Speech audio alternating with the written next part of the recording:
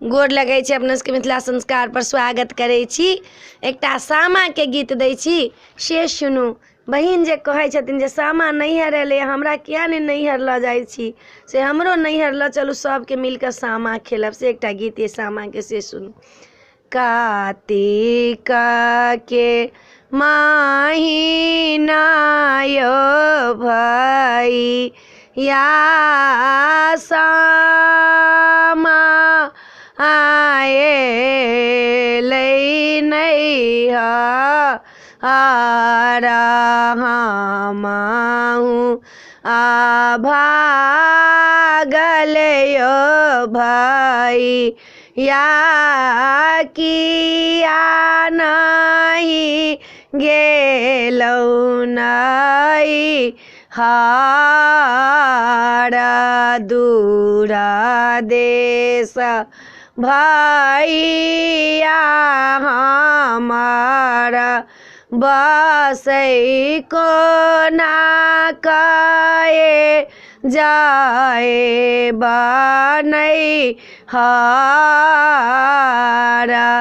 कौआ के हाथे या भाई या खबर आहाँ के जाने है बसुनिए पढ़िए या भाई या बहिना के लिए ने जाए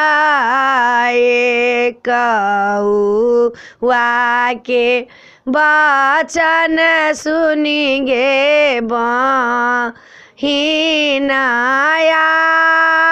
ये बातो हारो सासुर चलू चलू बहिना साहो दारा सामा खेला बाजारू चलू चलू बहिना साहो दारा सामा खेला बाजारू। वीडियो में अच्छा लग सामा के गीत गबै छी तो भाई के याद लोग के चलि अबै छै। अपने सबके ई सामा के गीत नीक लागत तो चैनल के सब्सक्राइब करो नहीं बिसरबै, जरूर सब्सक्राइब करबै, लाइक करबै, कहबै जरूर। जय मिथिला, जय माता जी।